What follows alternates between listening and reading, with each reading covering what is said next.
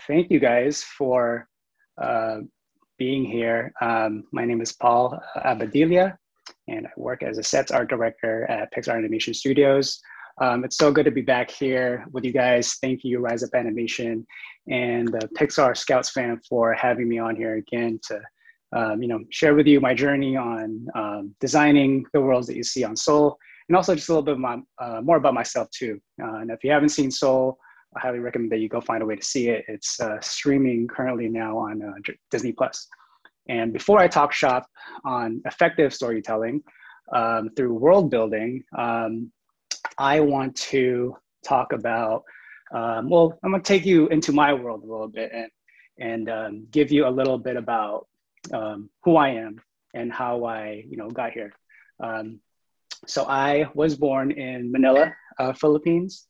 Um, I, most of my childhood years, I lived in Pandacan, which is a district in Manila, and I lived with my grandma um, for most of my, younger years there.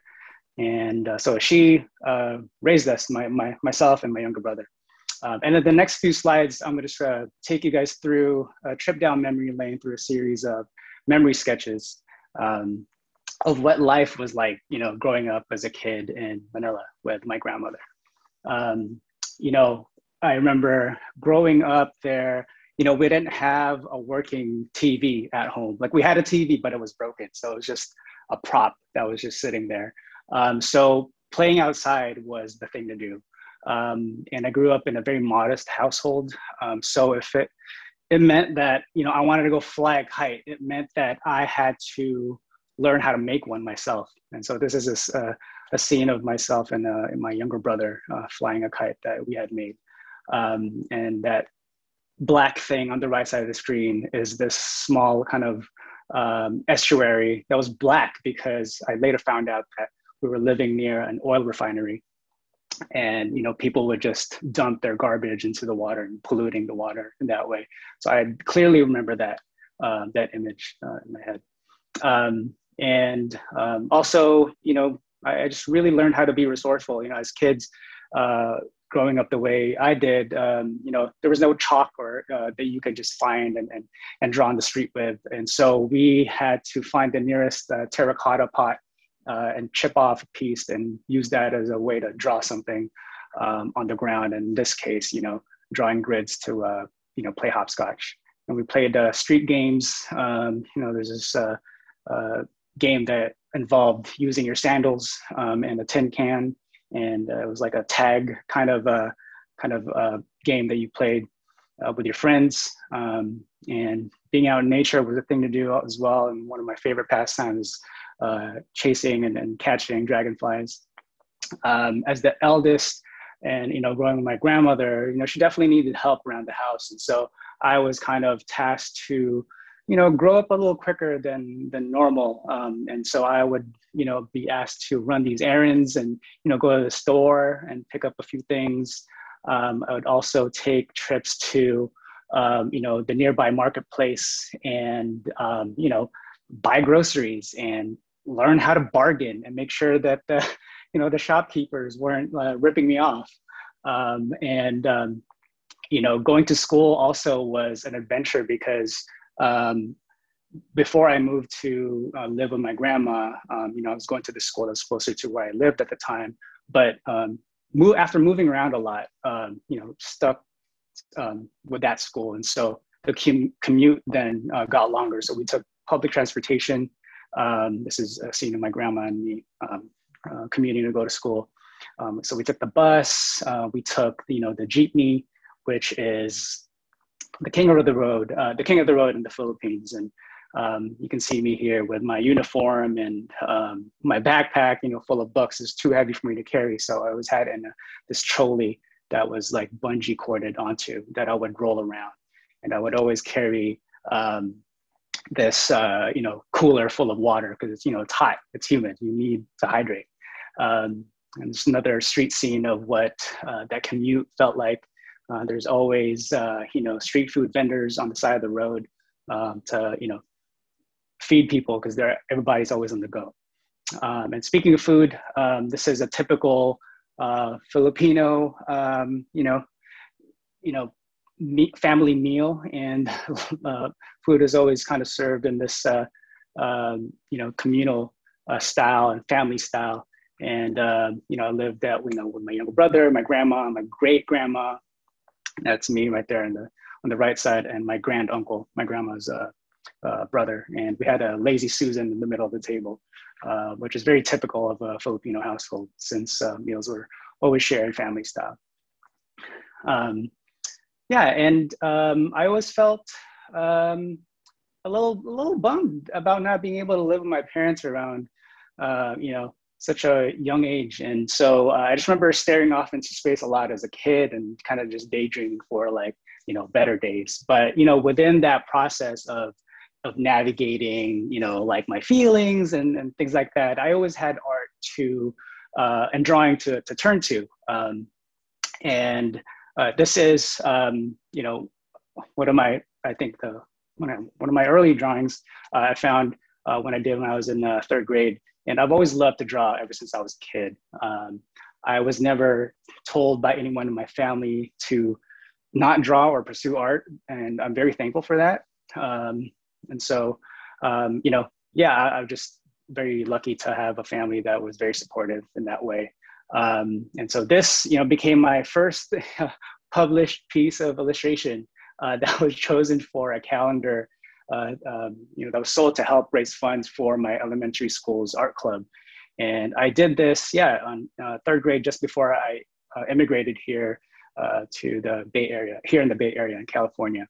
And I loved drawing entire scenes and surroundings. I felt like every part of the picture, had a role in telling the story. So fast forward to moving here, there was, now we have like a working TV, and which meant I could watch all the cartoons I wanted, my favorite Bugs Bunny cartoons and superhero shows. And, as a 90s kid, I grew up, heavy on the X-Men and Marvel comics. And so I was collecting like comic cards and drawing all these superheroes. And one birthday I was gifted this book by my aunt. And, this was really my introduction into life drawing. And breaking down like gesture, construction, anatomy, and things like that.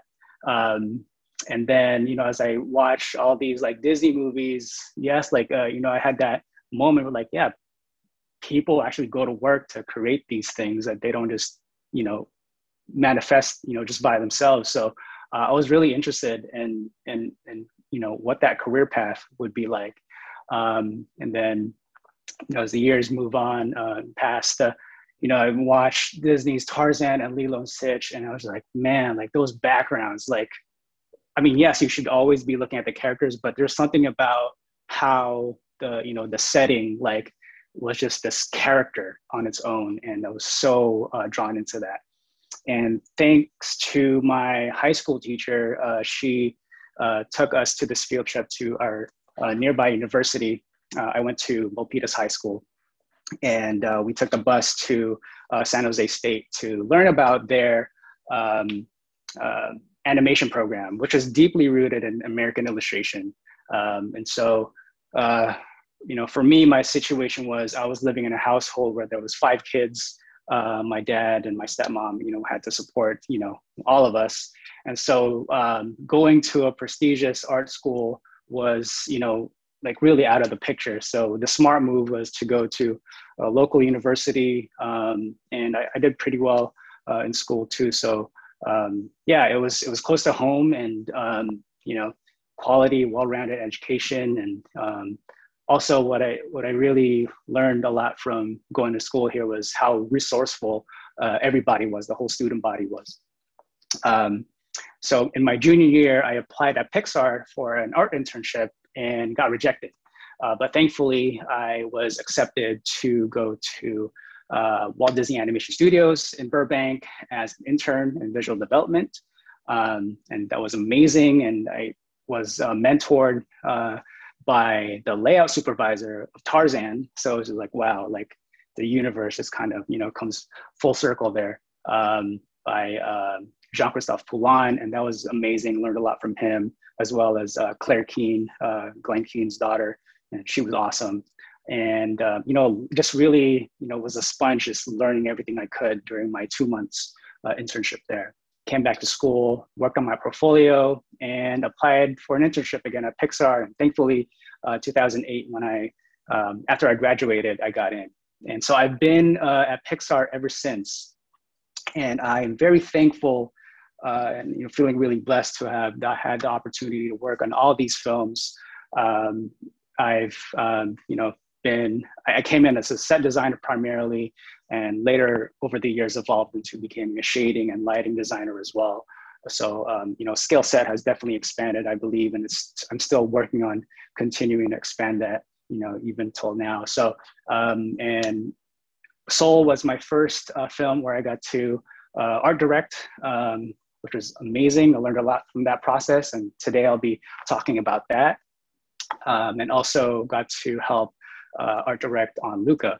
And as Bobby mentioned earlier, worked on a few short films, and Loop was one that I had the honor of production designing for. Let's see. Before I dive into my talk, I just want to lay out the departments that that exist to help create our films. So this is your typical oversimplified production pipeline. And I'd be remiss to also not mention all the other departments that help support making our film, making our films, and also, us, like the people. But us being in the art department, we are fairly early in the production phase. And we are in charge of creating the visual language of the films that you see. We're responsible for laying out the visual foundation of the film through these different disciplines. And each discipline has power, has the ability to enrich, advance, and support the storytelling. And so today I'll be focusing on set design. And in reality, we're all working on top of each other. We're all collaborating with each other at all times. So we're not isolating ourselves to do our one part, heading it off to the next person and never seeing that ever again. So I think at Pixar, we really thrive in collaboration and creating an environment where we empower each other to be our best selves in order, for us to do our best work. And hopefully that shows in the film. And, that is our goal. So what is set design at Pixar? Through the stories we tell at Pixar, we are inspired by the look of the films that we create. We thrive in thoughtful design, meaning that we design with intent. We design form that follows function, and the story informs us of our film's aesthetics. And through the characters and worlds we create, we communicate story information to the audience. So you're going to hear me say that a lot through this, through this talk. Also, I believe the worlds that we build for our films should feel like they exist in this, unique environment that only exists in that film. So we look to the core ideas on how to approach design. When it came to Soul, the biggest question was, how do we design a world we've never been to before, such as the Soul world? How do we do that? We can't take a field trip to, the afterlife and come back and tell a story about it. So it was a real challenge for sure. Being that this movie is about the meaning of life, I was reminded by this this bit of wisdom from my college professor that contrast is the meaning of life. Meaning, in order for something to have meaning, you have to look at and evaluate the things that surround it, and vice versa. And so for us, thinking about ways to how to approach designing the Soul world, we really started to look at, begin at looking at the things that we knew. And we knew what the human world was. We knew who Joe was, or at least starting to get a better idea of who Joe was. And we knew that we needed to showcase both worlds, and we knew that we needed to have each complement, the other without, competing visually. And we know the human world. We're in it right now. We're living and breathing it.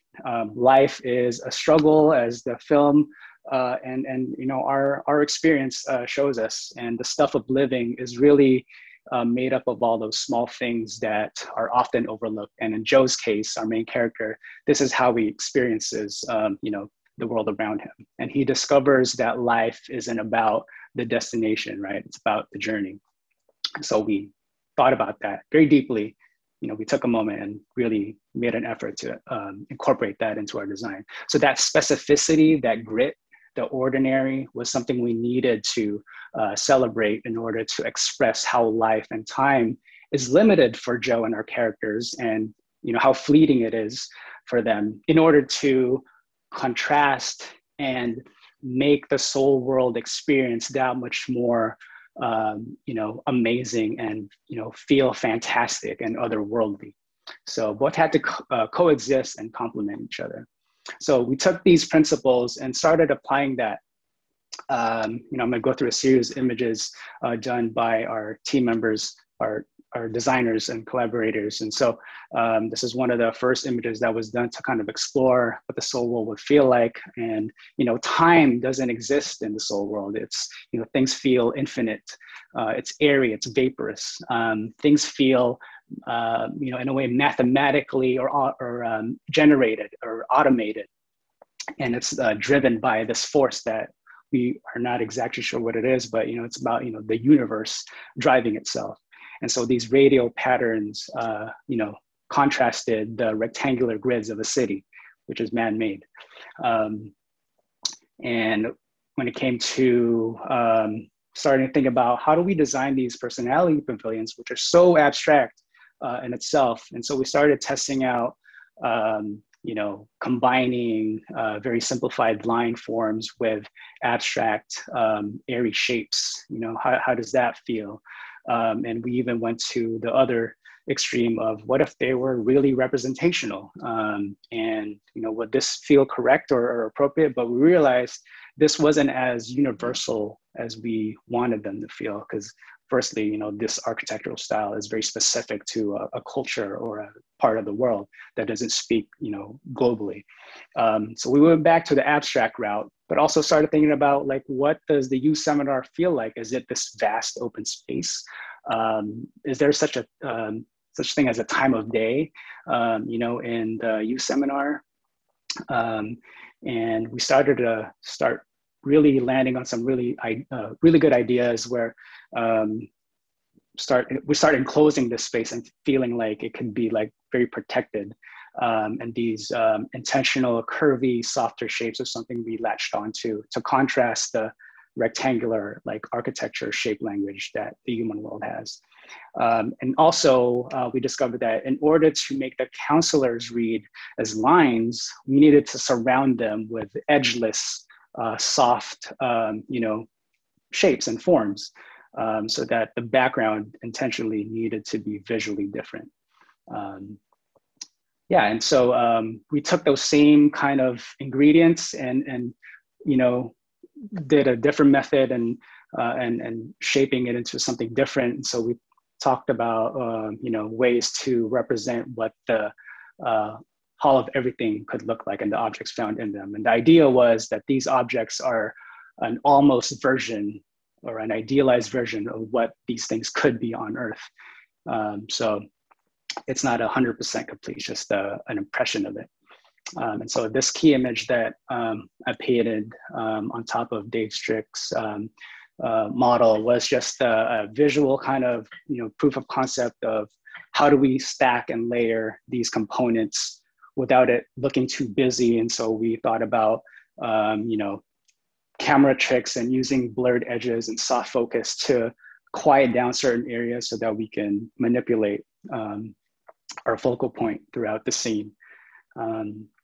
And also our production designer, Steve Pilcher, created this image here that really I think this was like the mark of a new era for us in the art department in designing the solo, because it identified and really solidified a lot of the ideas that was spinning around at the time. And, you know, the idea of radial patterns, and also like round shapes, and even just the lighting itself was this perpetual pre-dawn, which kind of symbolizes, you know, pre-life.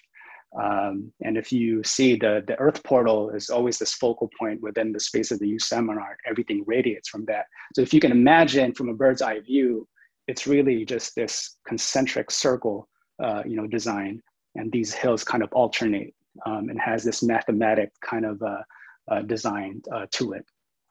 And also the characters, I think no matter what scenario you're in, that they're always the lightest in value, and so that they're always the focal point and everything else falls back. And so, you know, all those principles that we talked about in designing the worlds, it's also very consistent with how the character designers and the character team approach designing the characters. And so one of the beautiful things that happen when everyone in the crew understands the core ideas and themes of our films at Pixar is that departments can filter you know, that insight into those into their specific disciplines. For example, our characters team and you know, they made sure that these design principles were translated into the souls, and souls are designed with the idea that they should feel and look like the idealized versions or icons of the physical person that they represent, and that new souls are less specific since they're, you know, they're newer. And we looked at how our characters were designed to inform us on how we could design our sets and vice versa.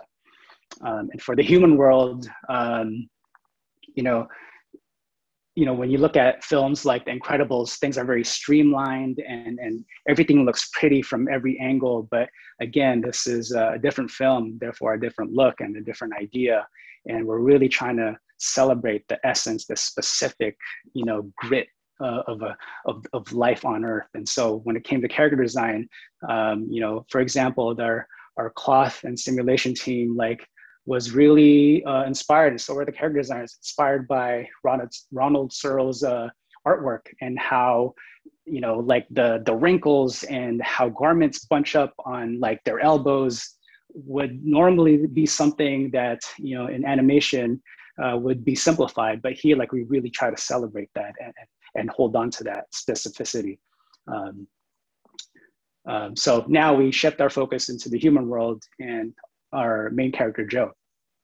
You know, Joe is a middle school band teacher. He's a jazz pianist who is aspiring to be a professional touring jazz musician.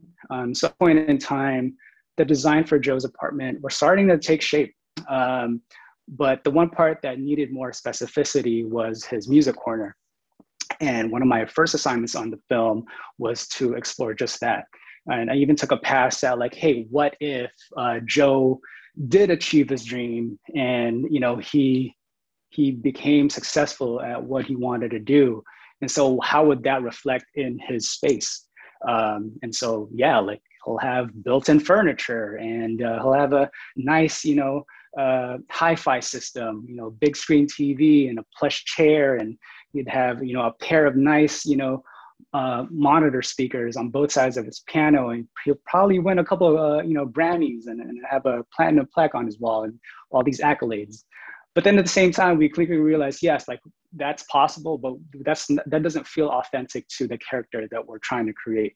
So we dialed it back.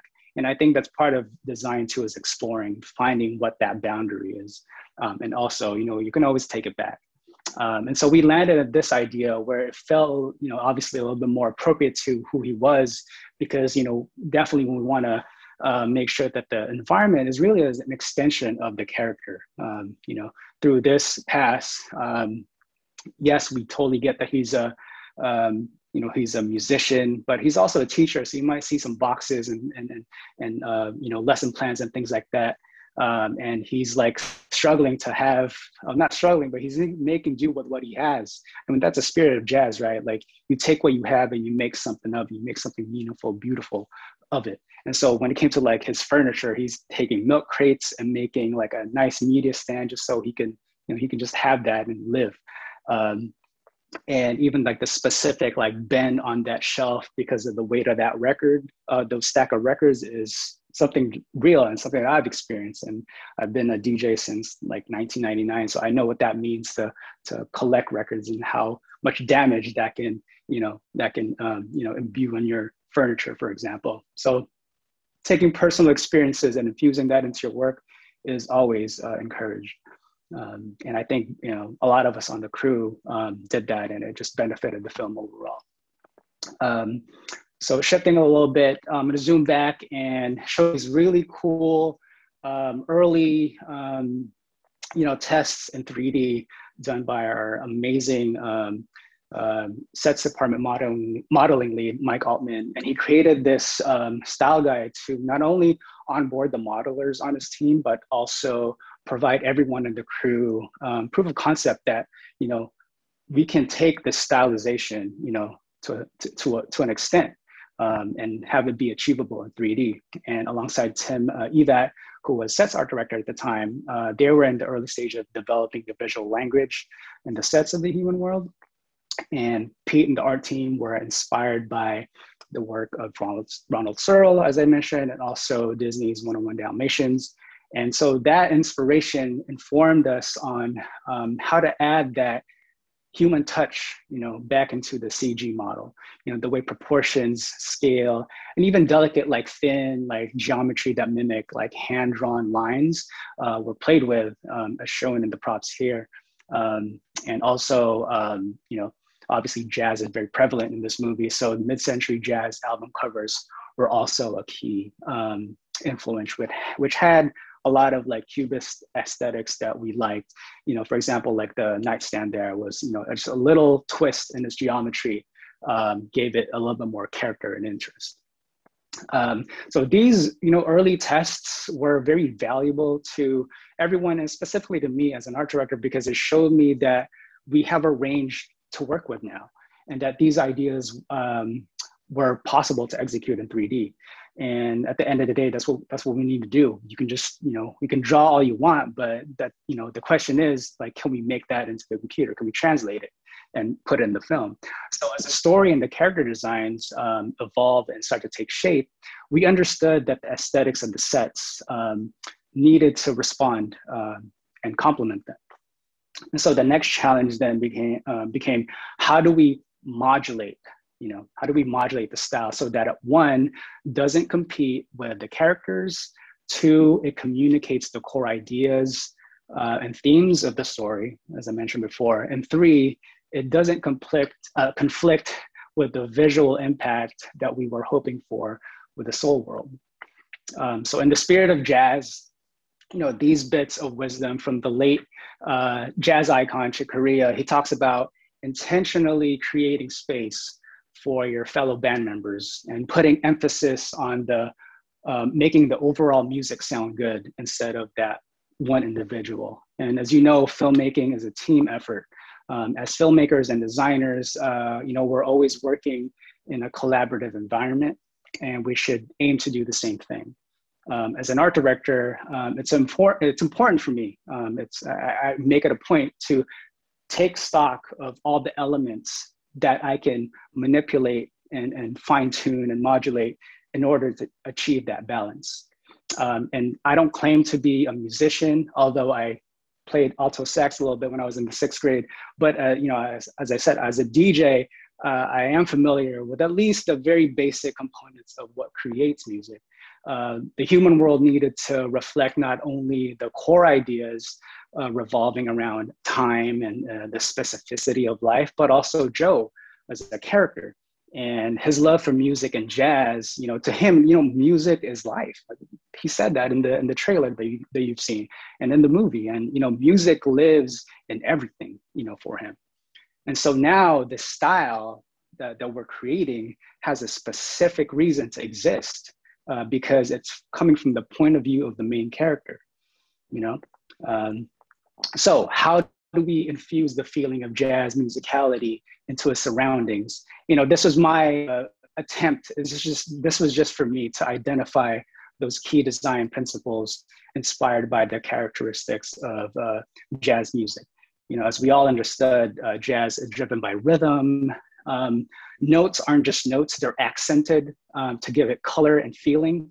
And the spaces in between the notes, the silence, is just as important as the notes being played. So visually, how do we translate that? You know, and jazz is also largely improvisational. It's organic, it's human made, and it's imperfect. It's not machine made, you know, as a contrast to it. So the next step was then for us to create key images that applied those ideas. This key art that I created was to test and apply the visual language for the human world. And we now are starting to examine this proof of concept and the aesthetics, what it takes to have something against Joe. And, you know, for example, like different interpretations of the same theme. You know, you might have trees down the street, but, you know, to make, you know, one tree feel different from the other, how can we vary that up? You know, one fence around the tree could be taller than the other, and one might just not have one.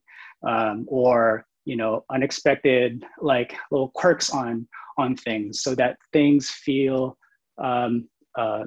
things don't feel predictable. Like, for example, if you had a grid of windows on a wall, you know, one might intentionally just be offline, off kilter, offset, to give it that interest, to give it that feeling of, you know, sense of age and imperfection. Relaxed, varied, and uneven levels, and you know, slight sagging on things. You know, you can really feel the weight of time wearing on the environment. And similar to, you know, how cloth and simulation departments intentionally, you know, let garments bunch up on characters' joints and sleeves and things like that. You know, these silhouette details in the buildings themselves or architecture pieces, you know, gave unique characteristics to the object.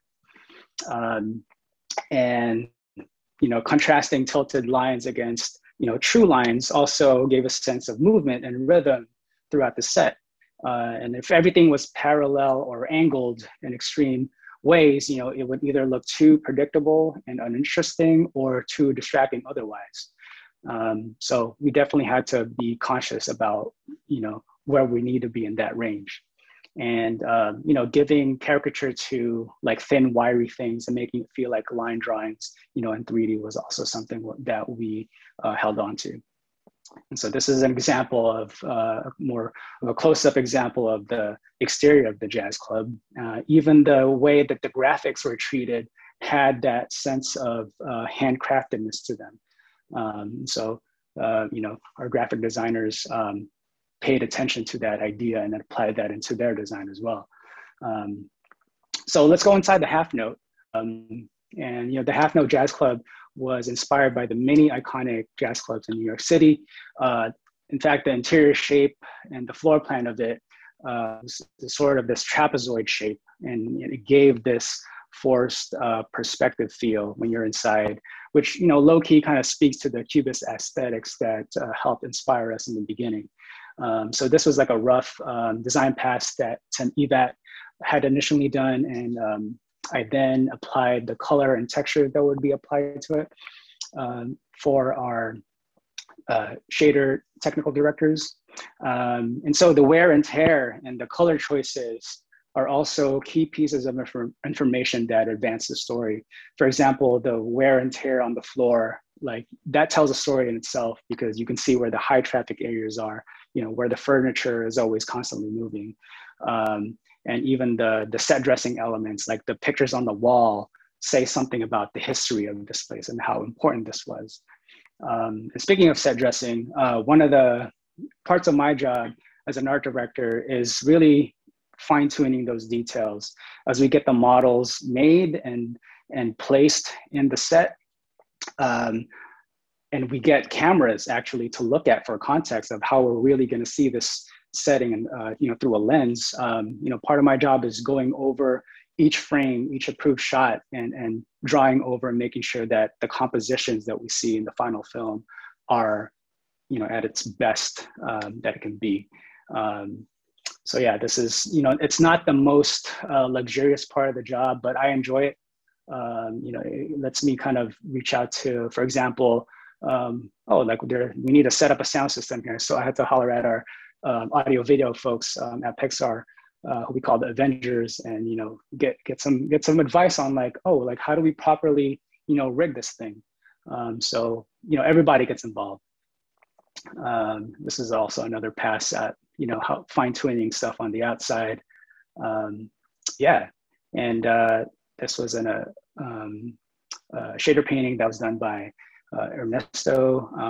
Again, adding that level of storytelling and the way gum is on the sidewalk at all times, that tells a story, and the way paint is layered on top of each other so that nothing is perfect. There's always this wear and tear. Time is always constantly moving and letting things evolve in the human world to, again, contrast the soul world, giving it that believable sense of place, age, and history. And lighting is also a very useful tool, because what lighting does for us is I've said it before, lighting really should, when done successfully, it should complement the storytelling and the emotional journey of the character and the scene, visually, as, sound and music does it sonically.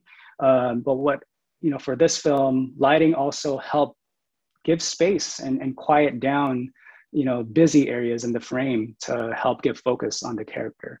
So that was really cool. And that spoke to, the many cubist and art that we were looking at, and jazz album covers as well. So yeah, and so to wrap it all up, I'm going to show you the audition sequence in the beginning of the film to see how all of that came together. So here it is. Turn your sound on. Oh, actually, before we do that, sorry, back up a little bit. I'm going to just spell out or break down really the departments that we in art work with. And obviously we get all of our information first from the story department and the editorial department, how they cut these scenes together, so that we know how much time we're spending in each section of the environment. So we look at that, we take notes, and we start developing the space. We start planning scale and things like that, and start doing the set designs. That's what we do in the art department. We're also in charge of designing the colors and textures and the graphics, also the lighting design direction, and all of that. When it gets approved, it gets then handed off to our sets department, and they take those drawings and create computer models and dress them accordingly. They also apply that color and texture information into the model, and eventually gets fed to our layout department, who then shoot these scenes and create really awesome compositions, as well as our lighting department, who really just puts the icing on top of the entire cake and makes it look beautiful. And that's what you're seeing in the final film. So, a point I want to make here is, if you're a designer, or if you're in a discipline that you are really trying to work on right now, and if you are wanting to work in a collaborative environment, think about the people that come before you and the people that come after you, because it will inform, the work that you do, so that you are working, smarter, right? I think we all want to do that. So think about that. Think about where you are and your place in the process, and how you can, make space for others too, and how you can empower them too. So say if you're working on something, you're working on design, you want to leave room for others to add on to it, plus it. And so anyway, just something I wanted to share. So in closing, here's the sequence for audition.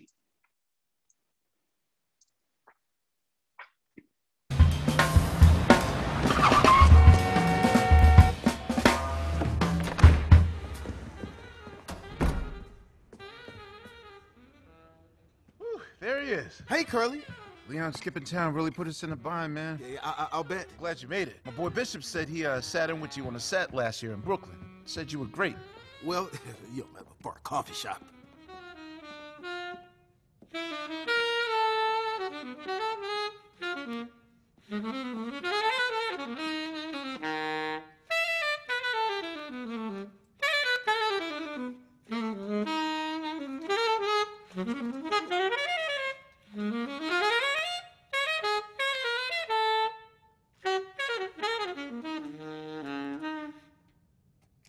Hey, Dorothea.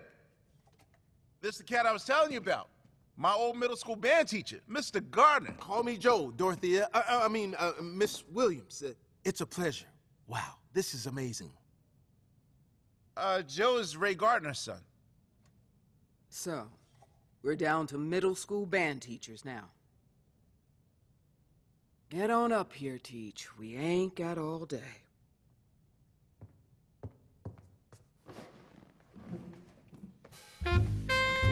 What are we playing?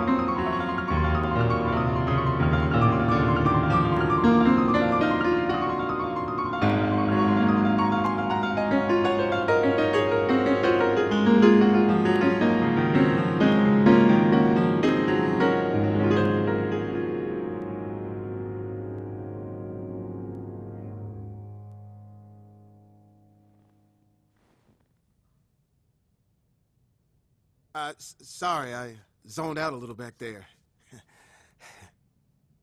Joe Gardner, where have you been? I've been teaching middle school band, but on the weekends You got a suit? Get a suit, Teach. A good suit. Back here tonight, first show's at 9, sound check's at 7. We'll see how you do. Yes! Woohoo! You see that, Dad? That's what I'm talking about! Hey, look up. You know what that's gonna say? Joe Gardner! You're never gonna believe what just happened. I did it! I got the gig! Yes! I know! Dorothea Williams, can you believe it? Hey, pal! You're gonna get hurt! Just don't tell my mom about this, okay? Forget class. I'm in a different class. I'm in the Dorothea Williams class, buddy. You know what I'm saying? Whoa, sorry.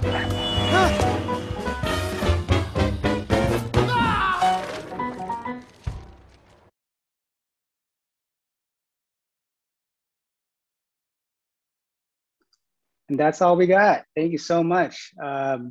Yeah, thank you for having me. Man, we got, how much time we got left? It's up to you Q&A. guys. Thank you so much, man. That was amazing. Woo! Love that sequence. We can go into Q&A really quick. Thank you, John and Mana, for setting this all up. What is our hard out? Is it 1? I have some time. I don't have any commitments right after this, so I can spare a few minutes. Okay, cool. Yeah. We'll get right into it so as not to spend any more time. So the first one I have for you, Paul, is how do you approach finding references / inspiration for making sets in Seoul and previous films in a way has a lot of attention to detail. That can be a hard thing. I think I always start from a place that I know, and then if I don't know it, I'm going to look for that specific thing. And I think, you know, when it came to, like, say, designing, you know, Joe's music corner, like, I knew what that was, you know, to a certain extent. I knew that he collected records. And so I instantly drew from that experience of, like, yeah, there's a reason why you would arrange records in a certain way, because they're so delicate that you don't want to stack them this way too much. You know, you want to stack them a certain way, and there's a level of OCD that comes with that too. So you kind of, you know, for me as a set designer, when it came to designing that, like, I had to represent that into the design. Right. And things like, you know, I'm sorry, go ahead. No, you go ahead. Yeah, and so, you know, you start from a place that you know, that you have lived, that you have experienced. And for me, and I think, you know, for many of us, that was definitely encouraged. I feel like, you know, Pete and all the, you know, Kemp and Dana and everybody in the leadership, and, you know, production designer, you know, Steve Pilcher, like, they really did a great job setting that tone, you know, for everybody in the crew to, you know, since we are telling a story about, like, the stuff of life, like, and it has to be specific. It can't just be this, like, generalized, like, you know, thing, that this idealized thing. It has to be specific. And that amounts to, you know, the overall vibe and really the message of the film, you know, communicates. So, you know, the film thrives in that way, and the project thrives in that way, and the people working thrives in that way, because, you know, all of a sudden, like, you're investing your personal thing in it. And, you know, in a way, you're seeing yourself seen and represented. And so I'm gonna go a little left a little bit, and just say, like, and I think that's really important too, because I remember, you know, as a youth, watching, like, you know, Finding Nemo, and seeing that Bahay Kubo and the aquarium and the dentist's office was, like, such a small, like, prop. But for me as a Filipino, like, that meant a lot to me, because that said that, hey man, there's someone that works in that studio, you know, somewhere, that knows about that lived that knows about that specific thing. And a certain part of me, like, you know, I felt a little seen in that instant. And so that inspired me and kind of propelled me and motivated me even more to see that the possibility of having that career, of being in that position, that I could pursue, you know, a spot and working in animation was that much more real. So yeah, I think, you know, working in any art form, the more you can include yourself, you know, on a personal level, you know, with, you know, obviously you don't want to, you know, we're not in the business of imposing, like, this is my thing, I want this to be this. You know, it has to, again, you have to create space for everybody to do the same thing. And it really, you know, filmmaking, it's about the final picture, it's about the film, right? So you have to kind of pick your spots and navigate it and do it where it's appropriate. So anyway, long answer. That's great, man. Yeah, that's great. And it's usually kind of what I tell even students building their portfolios is tell your own personal stories, or bring your own experiences to it, and see and you know, put your stories out there. The second question is, could you elaborate on the process of art informing 3D and 3D informing art? She says she's super curious about that collaborative relationship, instead of having just art do their thing in their own bubble while 3D is waiting for art to finish. So I guess, like, the bigger question is, like, that collaboration between, like, 2D and 3D department. Yeah, I mean, for me, I don't claim to be the you know, the artist that knows, you know, their perspective principles, like, you know, from the get-go, like 100%. So, I mean, I do my best, right, to communicate an idea, you know, but at the same time, like, I really depend and really, you know, willingly and intentionally want to collaborate with our technical directors because it's in their hands. Whatever we do is really up to them and how they want to interpret it. And obviously there's a conversation that happens. You know, we're all kind of on board to create this thing. So I really depend on them to plus it and add their own perspective to it. Because I can only think of so many things, and you know, you have more brains in the operation, and that just makes the creation of the film that much more you know, awesome, because it's a collective of the best ideas. You know, so I don't like working in a bubble unless it's my own like project that, you know, I call the shots. But working in film, you have to create that space. You have to reach, you know, across and have that conversation of like, okay, how do we solve this thing? Was there anything that I didn't think of? And, you know, what are your ideas? And you welcome that and you encourage that. Right. That's awesome. Third question, Paul, what's the difference between visual development and set design in the Pixar pipeline? Yeah, that was a good question. I get this a lot. I think there's really, I mean, the only difference I can really think of, like in a very literal sense, is that we don't have. Uh-oh. Can you guys still hear me? Character design, shader design, lighting design. Oh, sorry, Paul, really quickly. I think you froze for like 10 seconds. Do you mind repeating like? Oh, no problem. No, not at all. Not at all. Thank you. Yeah, so as I was saying, at Pixar, we don't have a visual development department. It's just the art department. And within that umbrella, we kind of break it down into those different disciplines. So say if you are looking to be a visual development artist, like outside of Pixar, but you want to get into Pixar, that might equate to you being a set designer or a lighting designer. Anything other than character design, because we all know what character design is. So yeah, I mean, that would be my answer to that. Although I should say, like, we do have a development department where we're starting to really bubble up the ideas for upcoming projects, but that's very short-lived. I mean, man, that would be a dream job actually, if I could just be in that side of things and just do blue sky, like just open interpretations of projects. That'd be a dream. But in reality, like we spend most of our time like creating and designing for these films so that they can be made. Got it. That's super clear. And something I didn't know actually. Number 4, Paul, did you struggle with deciding on your path into set design, and do you have any advice for those who have many interests? Yes. So question. So go ahead. Yeah, sorry. No, I know what that means.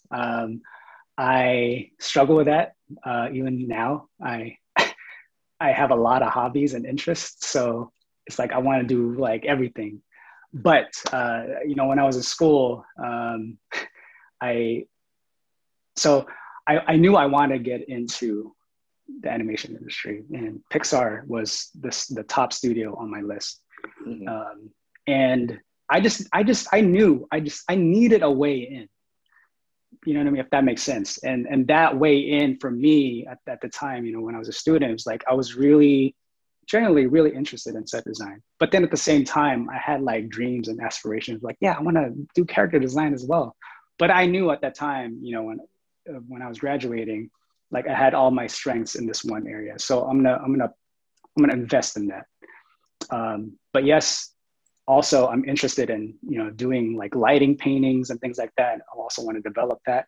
But I figured, hey, if I make it in Pixar, I can learn that on the job, like, and have like my coworkers be like my teachers, like right there. You know what I mean? So I would say I would give the advice of like focus on what you're good at right now at this moment and develop that, because all those other skills that you hope to be good at later on, like you will make time for that. That will you will find a way to do that. If you still choose to do that later on. So So for me, I just, I just really took a moment to just take inventory of like, all right, I want to be here, but this is what I have now.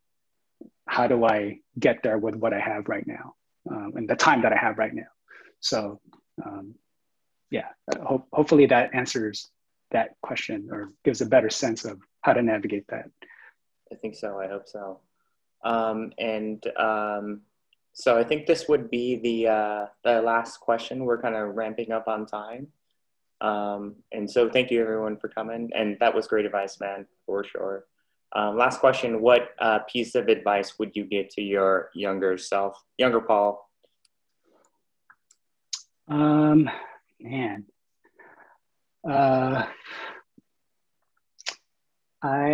Well, it's similar to what I spoke to just a couple seconds ago, is don't try to do everything. Because a day only has 24 hours and you only have so much energy. So yeah, I think just, are you talking about work-life balance, or are you talking about like within between in work, or both? Or? No, I mean just the larger picture is work-life balance. Like you have to be healthy at the end of the day for you to be able to keep doing what you want to do, what you need to do. Mm-hmm. So if you're not getting sleep, like, you know what I mean? Like you can't do anything. Like you have to make time. You have to make time to go outside and live a little bit. Generally speaking, you might not be able to do too much of that right now because of what we're going through, but generally, like you have to create space for you to experience life, because as artists, like, yeah, that's the stuff of life that we get our batteries from, right? Is the experiencing, life events. So, being intentional about that and making space for rest, eating well, hydrating. I just remember, and I say this too because I just remember like burning the midnight oil like every time, like when I was, in my days in college and in school, and I was exhausted.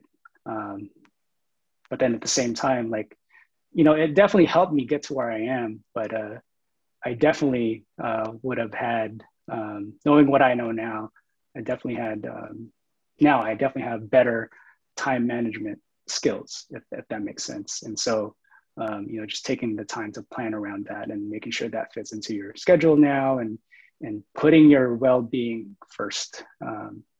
So that's what I would tell myself. Yeah. Awesome. Yeah, that's great, man. Yeah, that's great advice. As a student, it's really hard. For sure. Hustling, man. Hustling. Well, thank you so much. Thank you so much, man, for this time. My pleasure, man. Thank you so much for having me. And it was lovely having you. I think you're amazing. You're likewise, man. Likewise. Your just your giving spirit of putting all this information out there, which it is just wonderful, man. Yeah. So thank you so much. And Mana and Jonathan, thank you for moderating. Everyone, thank you for coming out. Thanks, you guys. Yeah, and from around the world. So it's good to see everybody. Hope everyone's doing well. We'll see you again soon, hopefully. Hopefully, like at in person too. At some point, later down the line. Let's wait to meet y'all. Yeah. But I just want to say thank you. This was wonderful way to spend my lunch on Friday. So thank you for doing that. Thank you, man. Thank you so much. And everybody, any closing words, Paul? I'll let you have the last word, and then we can sort of log off. Yeah, I mean, I just want to say, again, thank you, but also to those tuning in, and one of the best things, I think one of the great things that why Rise Up Animation exists is because, like, we're out here, like, because we want to let you know, if you're a person of color, whoever you are, wherever you are in the part of the world, like, we need you. And I myself personally, I deeply care about this medium and this art form. and the future of it. And so like we're here selflessly giving you, our experiences and our stories so that hopefully you can take this and empower yourself and move forward and develop your art and craft so that eventually you can join the ranks and be a part of this, this storytelling, tell these stories that, your part of the world is going through, and you can share that with the world. So we definitely need you. Don't give up. Just keep doing what you're doing, develop your craft. All right, man. Thank you so much. We'll end it on that. Beautiful people. Take care. Have a great weekend. All right, everyone. See you guys. Bye. Take care.